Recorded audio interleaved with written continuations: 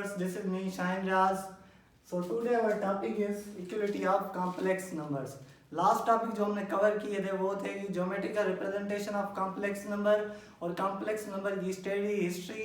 और उसके बाद हमारा जो टॉपिक है आज का टॉपिक वो है इक्वलिटी ऑफ कॉम्प्लेक्स नंबर।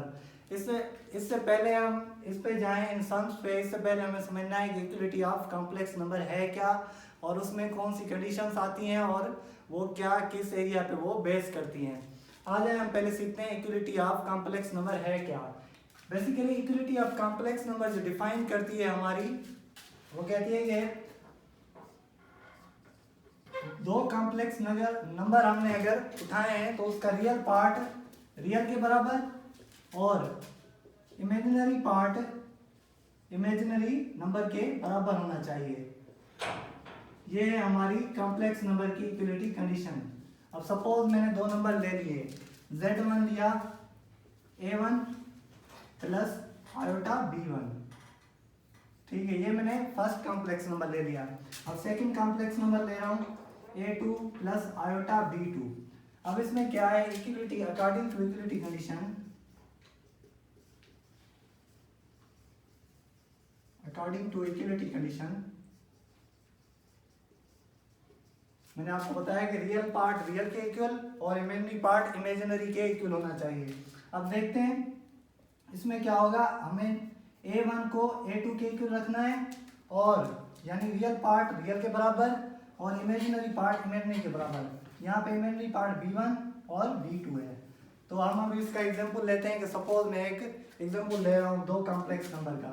जैसे ये z1 हो गया, ये हमारा नंबर है 2 प्लस 3 आयोटा। z2 में ले रहा हूँ सिमिलर नंबर 2 प्लस 3 आयोटा। तो ये इक्वलिटी कंडीशन को सेटिस्फाई कर रहा है या नहीं कर रहा है, ये देखें। रियल पार्ट रियल के इक्वल है, इमेजिनरी पार्ट इमेजिनरी पार्ट के इक्वल है, तो ये सेटिस्फाई कर रहा है हमारी इक्वलिटी कंडीशन को। अब आते हैं जो दो सम है इसको सॉल्व करते हैं कि इन दोनों सम से हमें क्या रिजल्ट मिलते हैं और ये इक्वलिटी कंडीशन पे सेटिस्फाई हो रहे हैं या नहीं हो रहे, इसको हम चेक करके देखते हैं। आइए तो इसको व्यूअर्स सॉल्व करते हैं। आपने साथ में नोट्स बनाते जाना है जैसे आपको इजी हो आगे पढ़ने में स्टडी करने में। अब पहला सॉल्व करते हैं जो हमें कॉम्प्लेक्स नंबर दिया हुआ है z1 और z2, इन दोनों का रिजल्ट हम एग्जामिन करते हैं।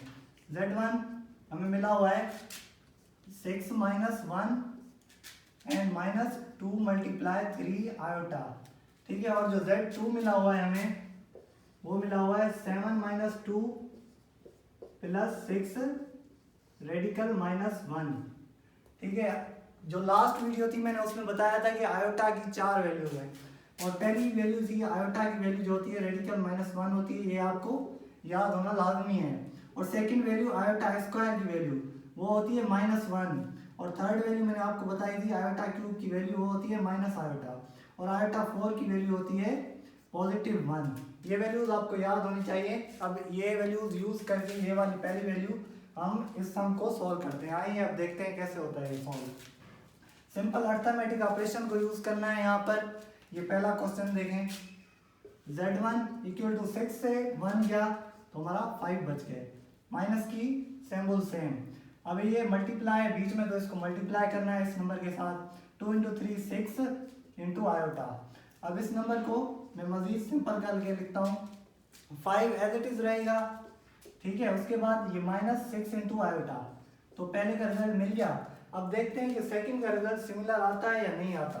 अब इसको सॉल्व करते हैं, ठीक है। अब देखें z2 इक्वल टू, अब यहाँ पे भी डिफरेंस है, जैसे यहाँ पे मैंने सॉल्व किया simple arithmetic operation as it is यहाँ पे भी यूज होगा। अब देखिए 7 में से 2 गए 5 बचे, ठीक है, प्लस 6 एज इट इज। और आयोटा मैंने आपको बताया था कि आयोटा की वैल्यू क्या होती है, रेडिकल -1, तो मैं इस रेडिकल -1 की जगह पे आयोटा लिख सकता हूँ, ठीक है। z2 इक्वल टू 5, ये पॉजिटिव ये 6 आयोटा, 6 इंटू आयोटा। अब देखिए दोनों के रिजल्ट का कंपैरिजन करते हैं हम। z1 का रिजल्ट हमें मिला है 5, इसका 5 माइनस 6 आयोटा और इसका मिला है 5 प्लस 6 आयोटा। तो यहाँ पे देखें रियल पार्ट रियल के इक्वल है, हाँ है, सेटिस्फाई हो रही है पहली कंडीशन हमारी इक्वलिटी की, ठीक है। अब सेकंड में देखते हैं, ये नेगेटिव का 6 आयोटा है और ये पॉजिटिव का 6 आयोटा है, तो इमेजिनरी पार्ट हमारे इक्वल नहीं है, मतलब कि ये सेटिस्फाई नहीं कर रहा कि जो इक्वलिटी कंडीशन है उसको, क्योंकि रियल पार्ट रियल के बराबर है और इमेजिनरी पार्ट इमेजिनरी के बराबर नहीं है। 5 इक्वल टू 5 और -6 नॉट इक्वल टू +6 आयोटा। तो ये हमारा ये दोनों कॉम्प्लेक्स नंबर इक्वल नहीं है।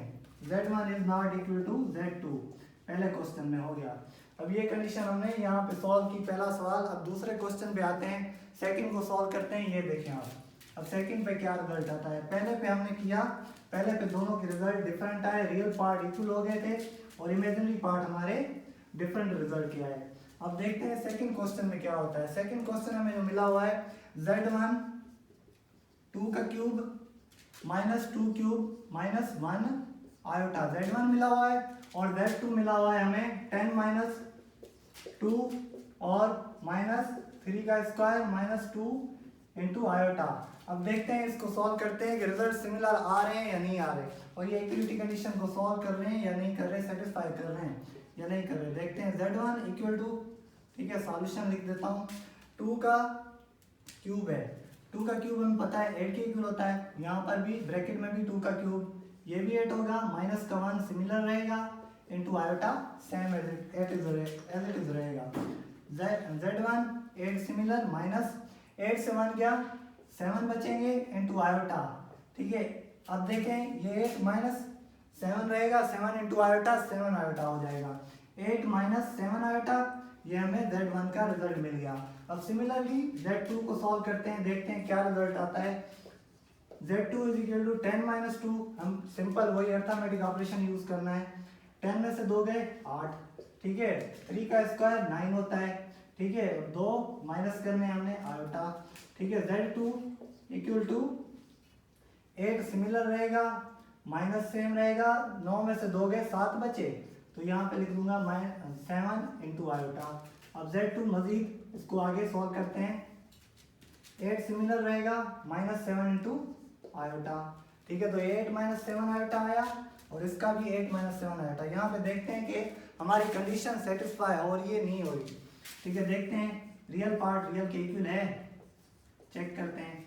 Z1 में देखें हमारा रियल पार्ट 8 है और Z2 में भी 8 है, तो यहाँ पे 8 equal to 8 means real part equal to real part. अब आते हैं इमेजिनरी पार्ट, क्या इमेजिनरी पार्ट भी बराबर है, दोनों रिजल्ट इक्वल हैं या नहीं है, इसको हम चेक करते हैं। ये हमारी सेकंड कंडीशन ऑफ इक्वलिटी की सेकंड पॉइंट है, ठीक है। अब देखें यहाँ पे भी -7 आयोटा, यहाँ पे भी -7 आयोटा, मीन्स Z1 का भी इमेजिनरी पार्ट -7 आयोटा, Z2 का भी -7 आयोटा। तो यहाँ पे देखें रियल पार्ट रियल के इक्वल है, इमेजिनरी पार्ट इमेजिनरी के इक्वल है। तो इससे साबित क्या हुआ, ये दोनों पार्ट अगर इक्वल हो जाएं तो हमारे कॉम्प्लेक्स नंबर भी इक्वल हो जाते हैं। तो आज हमने देखा कि एक कॉम्प्लेक्स नंबर की इक्वलिटी कंडीशन क्या होती है और उसके बेसिस पे हमने क्वेश्चन को सॉल्व किए। पहले में हमारा रिजल्ट आया Z1 is not equal to Z2 और दूसरे में हमारा आया Z1 इक्वल टू Z2, मतलब ये वाला सम हमारी इक्वलिटी कंडीशन को सेटिस्फाई कर रहा है, क्योंकि इसमें सॉरी ये नहीं कर रहा है इसमें, क्योंकि रियल पार्ट रियल के बराबर है और इमेजिनरी पार्ट इमेजिनरी के बराबर नहीं था। और दूसरे सम में रियल पार्ट रियल के इक्वल है और इमेजिनरी पार्ट इमेजिनरी के इक्वल है। तो हमारा ये इक्वलिटी ऑफ कंडीशन का ये लेक्चर पूरा हुआ। तो आपको ये साथ में नोट्स बनाते जाना है, जैसे आपको आगे हेल्प मिले। इंशाल्लाह हम नेक्स्ट वीडियो में जो है कॉम्प्लेक्स नंबर के ऑपरेशंस के बारे में स्टडी करेंगे। थैंक्स।